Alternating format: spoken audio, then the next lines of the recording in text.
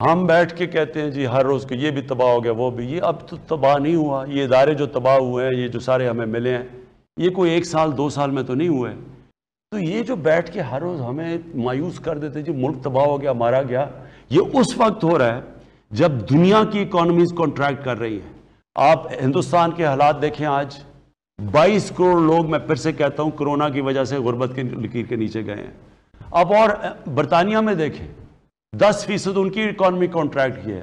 اس دور کے اندر یہ پاکستان کے اندر ہم نے اپنی اکانومی کو بھی بچایا ہے، اپنے لوگوں کو بھی کرونا سے بچایا ہے اب تک. اور ماشاءاللہ ہم نے اپنی اس وقت ملک کو ادھر رکھ دیا ہے کہ انشاءاللہ اگر ہم اسی طرح چلتے رہیں تو ہم وہی اس خوشحالی کی طرف جا رہے ہیں جس کی طرف ہماری کوشش تھی. اور ہمیں لگتا ہے کہ شاید درستی کہتی ہے کہ اکانومی آپ نے آ کر اس کی تباہی کر دی ہے، تباہ حال ہو گئی ہے اکانومی. اس پہ ذرا وضاحت فرمائیے گا کہ آج اکانومی کی کیا اوور آل سچویشن ہے. جی چلے انہوں نے بھی ٹیکسٹائل کی بات بھی کی، اور میں بھی یہ بار بار دیکھتا ہوں جو منہ کھولتا ہے کہ جی اکانومی تباہ ہو گئی، ملک برباد ہو گیا. ٹی وی پہ بھی بدقسمتی سے ایک بڑا نیگیٹو ہی آتا رہتا ہے. وہ لوگ بیچارے مجھے کہتے ہیں جی ہم ٹی وی نہیں دیکھتے، ہمیں 2 گولی ڈسپلن کھانی پڑتی ہے ٹی وی کی دیکھنے سے پہلے. وہ کہتے ہیں جی یہ بھی ہو گیا تو تباہ ہو کے مارے گئے. میں اپنی چلے اپوزیشن تو کیا کہے، اپوزیشن نے تو کہنا ہی ہے. وہ تو جو اگر ہم الٹا بھی لٹک جائیں تو وہ کہیں گے نہیں جی ایک ٹانگ سے لٹکو، 2 نہیں. ان کا تو کوئی فرق. جو ہمارے میڈیا میں لوگ ہیں، میں ذرا ان سے تھوڑا پوچھنا چاہتا ہوں کہ جب آپ کہتے ہیں کہ ملک تباہ ہو گیا اور سارا کچھ، اور یہ بھی غلط ہے وہ بھی غلط ہے، دیکھیں پہلے تو اس کو ذرا پرسپیکٹو میں ڈال دیں. مانا مہنگائی ہے، میں نے آپ کو پڑھ کے بتا دیا کہ دنیا کے اندر مہنگائی ہے. ہاں ہم پورا لگے ہوئے ہیں مہنگائی کے اوپر قابو پانے کے لیے. میں نے خود آپ کو کہا کہ میں نئے فائنانس منسٹر شوکت طرین کو لے کے ہی اس لیے آیا ہوں کیونکہ میں نے ان کو مینڈیٹ دیا ہوا ہے کہ تم نے مہنگائی کم کرنی ہے، جو بھی ہم کر سکیں. کئی چیزیں ہمارے ہاتھ میں، کئی چیزیں ہمارے ہاتھ میں نہیں ہیں. لیکن مہنگائی کے علاوہ اگر آپ یہ کہیں کہ جناب 2-2.5 سال میں حکومت آئی ہے، جو 50 سال میں جو تباہی مچی ہوئی ہے ملک کی، یا 30 سال میں، خاص طور پہ یہ جو 2 جماعتیں آئی ہیں جنہوں نے سوائے لوٹ مار کے کیا کچھ نہیں ہے. میں صرف ایک چیز کہنا چاہتا ہوں کہ یہ سارے جو باہر بیٹھے ہوئے ہیں شریف خاندان کے، وہ بھی بیٹھا ہوا، اس کے بیٹے بھی، نواز شریف کے بیٹے بھی، وہ جھوٹ بول کے باہر چلا گیا، بیٹے باہر ہیں. شہباز شریف کا بیٹا باہر ہے، جیسی پتہ چلا اس کو کہ اس کا ٹی ٹی کا کیس ہے وہ باہر بھاگ گیا. اس کا دماد باہر بیٹھا ہوا ہے، کرپشن کے کیسز ہیں نیب پہ. اسحاق ڈار باہر بیٹھا ہوا ہے، اس کے اوپر جبر. اور یہ سارے زیادہ تر باہر بھاگے تھے جب نون لیگ کی حکومت تھی، اپنی حکومت میں باہر بھاگے ہوئے تھے. اس کے بیٹے باہر بیٹھے ہوئے ہیں، اربوں روپے کے گھروں میں رہ رہے ہیں، بڑی بڑی گاڑیاں چلا رہے ہیں. آج تو پاکستان میں عدلیہ آزاد ہے. آج تو آپ کو سب کے سامنے کوئی کہہ سکتا ہے کہ آج تحریک انصاف کی حکومت ہو عدلیہ کو کنٹرول کرتی ہے. عدلیہ کے آزاد فیصلے ہیں. تو آپ کو ڈر کس چیز کا ہے؟ اگر آپ نے چوری نہیں کی، آپ کیوں نہیں آ کے اپنی عدالت پہ کھڑے ہو کے اپنی صفائی پیش کرتے؟ میرے اوپر آپ نے انتقامی کارروائی کی تھی. میرا 2002 کا لندن کا فلیٹ ڈکلیئر تھا. مجھے 8 مہینے عدالت میں کھڑے کر کے ہر سوال پوچھا گیا، اور میں پاکستان سے حلال کی کمائی کا پیسہ فلیٹ بیچ کے پاکستان لے کے آ رہا ہوں، بینکنگ چینل سے لے کے آ رہا ہوں. پھر بھی 8 مہینے انہوں نے میرے سے ایک سوال پوچھا اور ثبوت مانگے. یہ باہر بیٹھے ہوئے ہیں، ایک یہ ثبوت نہیں دے سکتے کہ یہ جو بیٹے اربوں روپے کی پراپرٹیز میں رہتے ہیں، جو مریم نواز کے نام پہ 4 بڑے بڑے محل ہیں مے فیئر میں، ایک یہ بتا نہیں سکتے کہ کدھر سے پیسہ آیا، کون سی منی ٹریل ہے، اور ملک سے پیسہ باہر جا رہا ہے. اور پھر ابھی یہ جو شہباز شریف ڈرامے کر رہے ہیں، 7 ارب روپے کی، 7 ارب روپے کا صرف ایک کیس ہے. باقی تو انہوں نے جو ان کے اوپر جو چیزیں ہیں، جو انہوں نے پیسہ باہر بھجوایا، تو کسی کو اندازہ نہیں ہے. ہم سب لندن جانتے ہیں، میں جانتا ہوں لندن کو، مجھے پتہ یہ کدھر کدھر رہتے ہیں. برطانیہ کا پرائم منسٹر ان گھروں میں نہیں رہ سکتا جدھر ان کے بیٹے رہتے ہیں.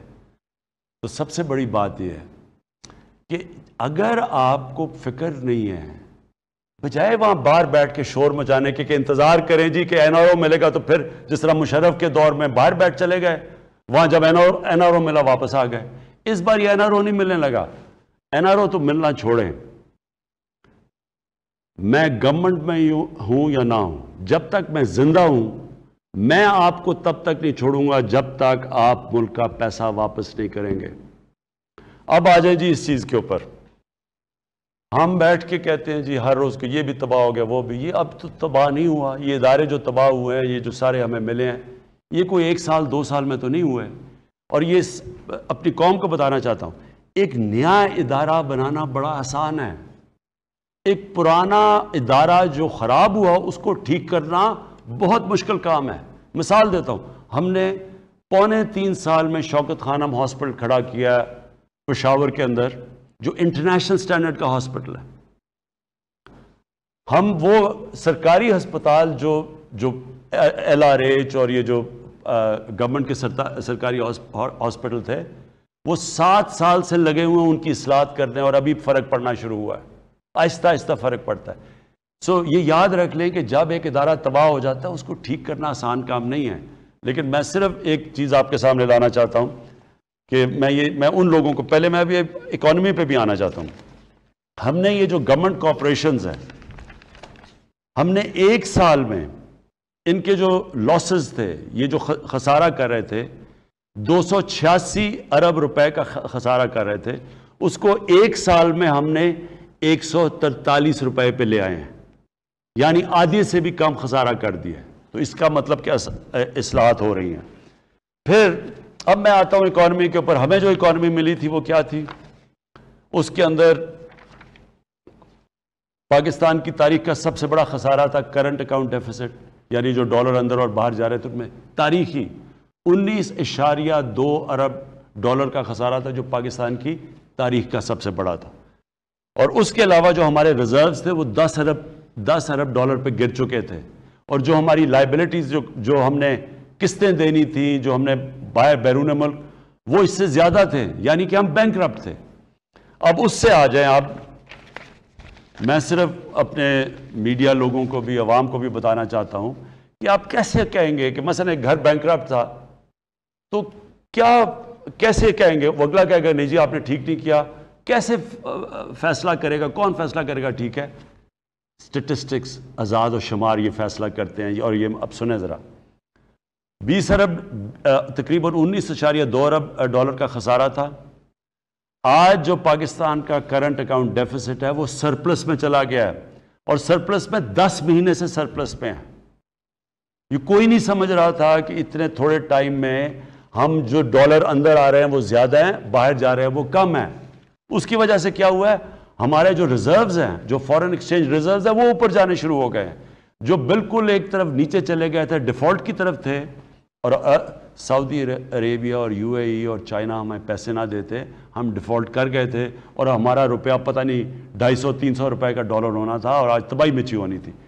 تو آج ہمارے جو ریزروز ہیں وہ مجھے فخر ہے کہ وہ 15.6 پہ پہنچ گئے ہیں, بڑھ رہے ہیں ریزروز. اور دوسری چیز, جو روپیہ ہمارا گر رہا تھا, اور روپیہ ہمارا گر اس لیے رہا تھا کہ ہمارے پاس ڈالر کی شارٹیج تھی. آج ہمارا روپیہ 152 پہ پہنچ گیا. ایک وقت پہ 166 پہ پہنچ گیا تھا جب کرونا کا کرائسس تھا. آج ہمارا روپیہ 152 پہ پہنچ گیا ہے, اور اوپر آیا پچھلے چند مہینوں میں تکڑا ہوتا گیا.